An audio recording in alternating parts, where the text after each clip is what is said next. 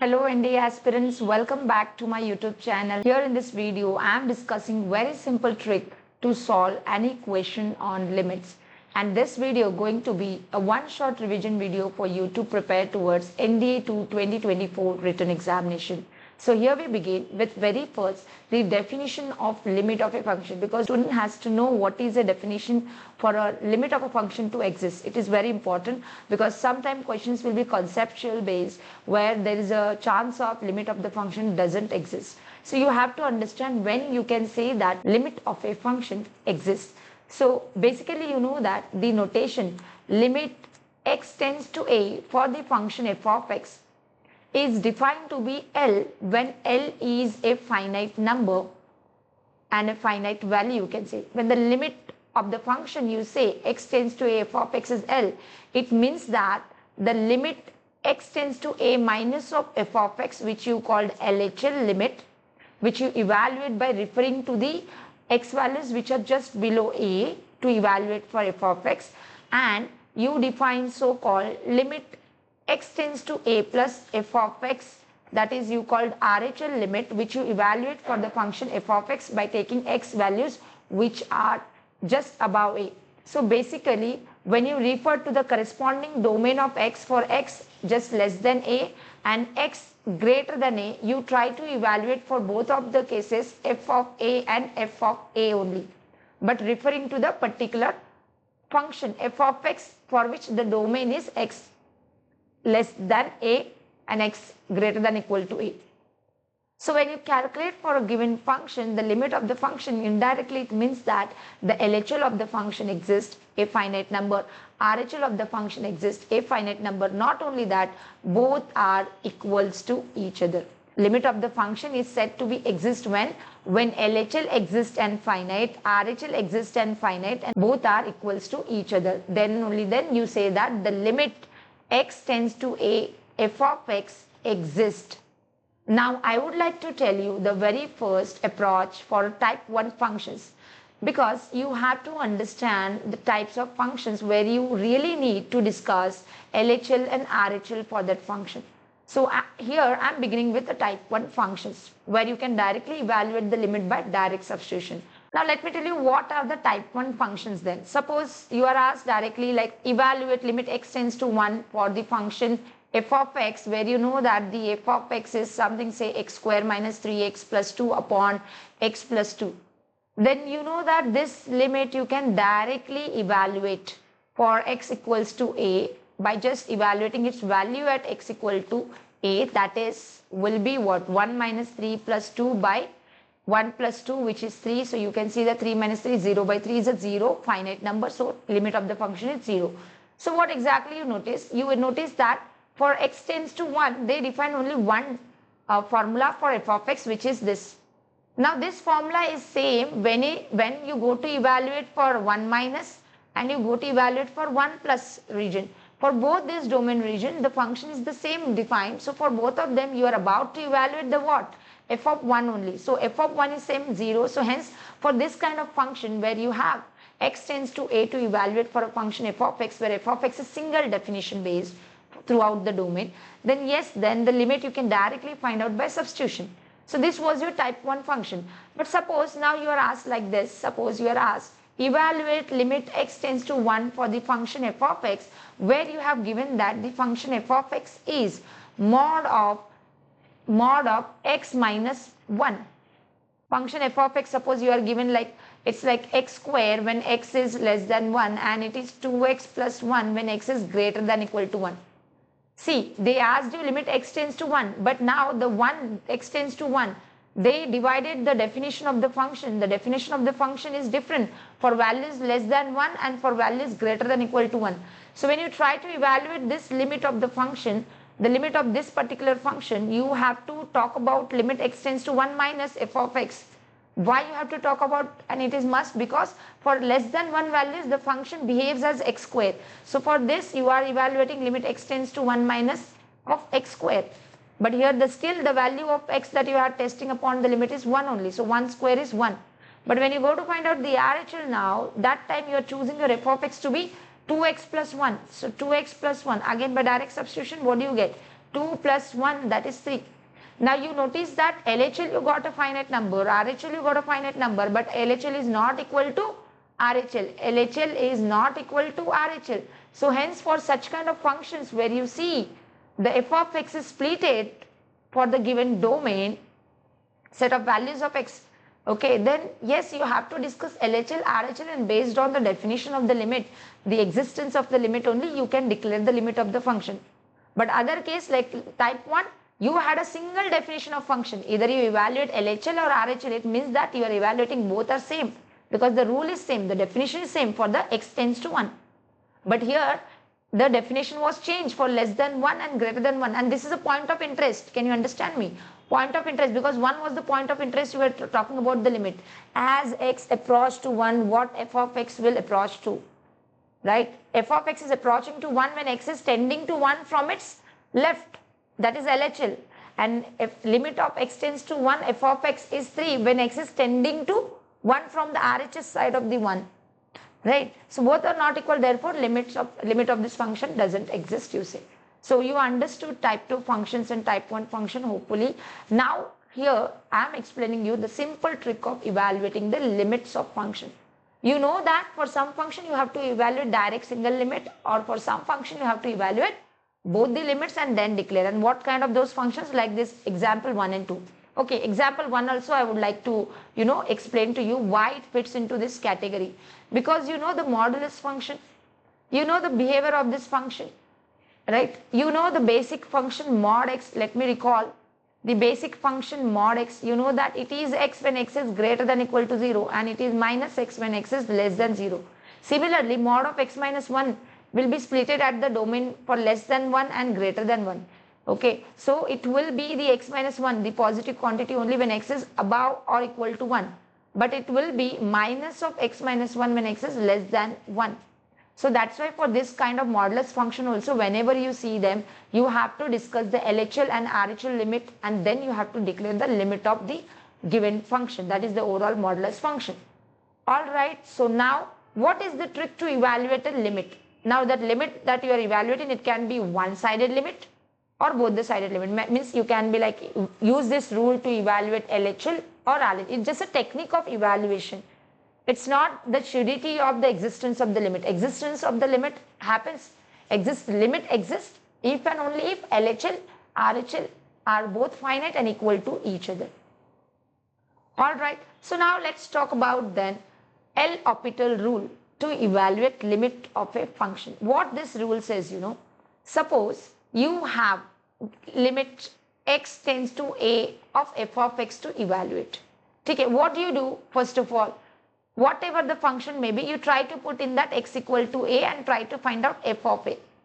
Now case number 1, you tried to find out f of a, you got certain number L which is a finite number. You will say that is only the limit. Okay, I'm done. Now suppose second case, you again try to evaluate f of a, whatever function they gave, you try to just put in it x equal to a to try to evaluate it. So f of a you found, and you found certain non-zero k divided by 0. K is non-zero k. So then you will say that it is undefined because this number is undefined, it's not finite. So when the limit of the function will be undefined, are you understanding? When the value of the limit is undefined. So second case is undefined. Okay, now third case, it says that suppose you try to evaluate f of a. Okay, you try to evaluate f of a and you found it that 0 by 0 kind. Now 0 by 0 kind, when do you find? When your function is a rational function. Matlab, suppose you have a function of this kind, limit x tends to 0, x square minus 2x upon x. X square minus 2x upon x. Now you directly try to substitute into this function x equal to 0. What do you get? 0 upon 0, which is called indeterminate form. Indeterminate form. This is not the limit of the function. 0 by 0 is indeterminate form. Then in this particular case number 3 of evaluation of limit, you apply the L'Hopital rule, because in other two cases anyway you are getting answer. You will not get answer when you get the situation 0 by 0. So you have to go step ahead. That is your technique, L'Hopital rule. Now what is L'Hopital rule I am saying? So whenever you found the situation 0 by 0, what do you do? Now instead of finding f of a, you will go to find the derivative of the function numerator derivative and denominator derivative, and in that you substitute this x equal to a. Okay, so this is one situation. Not only that, when you try to evaluate this f of a, if you get infinity by infinity, which is also called indeterminate form, then only you will apply the L'Hopital rule. Okay, so L'Hopital rule, you understand how it is applicable in your problem. So to evaluate limit x tends to a of f of x upon g of x kind functions, where g of x is non-zero for x tending to a. Okay, so f of x by g of x kind of function you are evaluating, and you tried to find out by direct substitution and you got the result 0 by 0 either or infinite by infinite. Then what do you do that? What do you do in the next step is that limit x tends to a, you will evaluate for f dash x upon g dash x. Now what is f dash x and g dash x? Those are the derivatives of f of x and g of x respectively. This L'Hopital rule you can apply in problem solving provided you are good at derivatives, because derivatives of functions is required here to evaluate this limit of the function using L'Hopital rule. F dash x upon g dash x. Okay, and again you will do the same technique here. Again you will find out f dash a by g dash a by replacing x by a in it. And again, suppose if you got this L answer, you will say limit of the function is L only, finite number, so L only. Suppose you got certain k by 0 format, you will say undefined. But again, if you got 0 by 0, what do? You go further step. What is the further step? It says now you go to the second derivative. So instead of now, this is not again indeterminate situation, right? So again you have to go a step ahead and you have to try to evaluate limit x tends to a for f double dash x upon g dash x. And there you will substitute x equal to a, and you may get, by the second order derivative, you may get the limit of the function. Sometimes functions will be so complex that you may get for third time of derivative or fourth time like that. So this is the process continued until unless you can conclude the limit of the function. Am I that clear? Now let us try to apply this technique to previous year's question. Here I have brought for you the previous year's questions, that is especially the questions from the year NDA 2 2022. Alright, there were 4 questions, students. See, at least 4 questions you can easily expect on limits chapter for your upcoming exam too. So know this technique, practice it well. So here I am helping you out with this technique for whatever problems we have in this particular paper.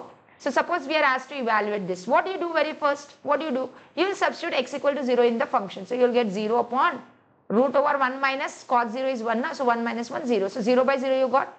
So means you confirm that L'Hopital rule will help us in evaluation of this limit. But again, whenever trigonometric functions comes, be alert to apply the formula to reduce the function. So then instead of directly evaluating, because derivative of root over of this will be complicated, rather we can simplify 1 minus cos 4x. You know the formula. Cos 2a formula is 1 minus 2 sine square a. So cos 4a formula accordingly becomes 1 minus 2 sine square 2a. And from this I can get 2 sine square 2a as the value of 1 minus cos 4a. That's why the question will reduce to now limit x tends to 0, x upon root over 2 times sine square 2a. Simplify the root. What do you get? Simplifying, what do you get? Root over 2. Root over sine square will be sine 2a. Now root 2 is a constant number, put it outside the limit because limit of the constant function is same. Now apply the limit of the other function and do the L'Hopital logic there. Consider the L'Hopital logic where you apply this limit to derivatives. What is the derivative of x?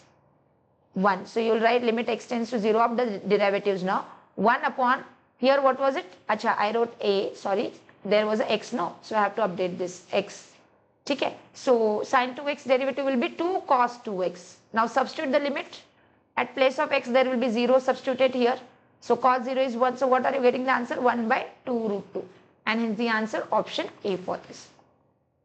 Alright, coming on to the next question, number 85 from the paper NDA 2 2022. Here you are asked to evaluate the limit. So again do the same job. First directly substitute. 4 into pi by 2 you will get 2 pi minus 2 pi 0 numerator. Denominator cos of pi by 2 is 0. So you are getting again 0 by 0 format. So whenever your limit by direct substitution is 0 by 0 format, L'Hopital rule is applicable one. So let us then calculate the limit by evaluating the derivatives. What is the derivative of 4x? It's 4. What is the derivative of 2 pi? It's constant, no, so 0. What is the derivative of cos x? It's minus sin x. Now try to substitute the limit again in this particular part. So it's 4 upon minus sine pi by 2, which is definite number. So here I'm stopping the answer and my limit is minus 4. That is, the limit of this function is minus 4. Hence the answer option A. Alright, coming on to the next question. Limit of this particular function as, be careful, function has mod x. And what is the mod x definition? Mod x is x when x is greater than or equal to 0. Mod x is minus of x when x is less than 0. And I have to take this definition because the limiting is based on the 0 where the function formula is changed, x and minus x. That's why we have to discuss in this LHL and RHL. So when I'm discussing LHL, I would put limit x tends to 0 minus. For that, the function x square will never change, x will not change. What changes? This mod x value is minus x. So it's minus x upon x. You can simplify this. X is getting cancelled there, right? So x square by x is again getting cancelled. Limit x tends to 0 minus of x. Direct substitute. 0 by 1 is 0. Finite number, RHL. Now RHL. LHL is finite, we got. RHL you will get limit x tends to 0 plus x square plus x. And what will be this boxes? Mod x value this time. Mod x value will be x. So plus x upon x. X is constant and common. X is a common from there. So x tends to 0 plus x is common and cancel. So you will have x plus 2, right? And substituting the limit, you will get 2. X equal to 0, if you substitute, you will get 2. So what did you notice? You notice that the LHL is 0 and the RHL is 2, which are unequal. So hence the limit of the function does not exist. That's the answer D. Alright, coming on to the next question. Be careful here. Limit h tends to 0, it says. So when you are finding the derivatives of this function, be careful, your variable will be h. Okay, and whatever the other alphabets are there, they're treated as constants. Alright, so to evaluate this limit, sine square x plus h, the chain rule of derivative will happen. The derivative with respect to h of sine square x plus h will be 2 times sine of x plus h. Again, sine of x plus h function, no, its derivative is cos of x plus h. That's why what would be the limit h tends to 0 for numerator? Numerator part 2 times sine of x plus h into cos of x plus h minus, I would say, sine square x derivative 0. Why? Because x is the constant, h is the variable. Derivative of denominator h is 1. Substitute the limiting value, h tends to 0. 0 over there. So substitute h equals to 0 now. What do you get? 2 times sine x into cos x, because the value of h is 0, isn't it so? So 2 sin x cos x, you may write that in the formula form because you can't see that option 2 sin x cos x. Either you see sin 2x, which is the answer, that is the answer C for this question. Hopefully the method, hopefully you understood the technique, the L'Hopital rule and where it is to be applied and basic concept of limit of a function to be exist. Stay tuned to my channel. I'll be getting interesting preparatory videos for your exam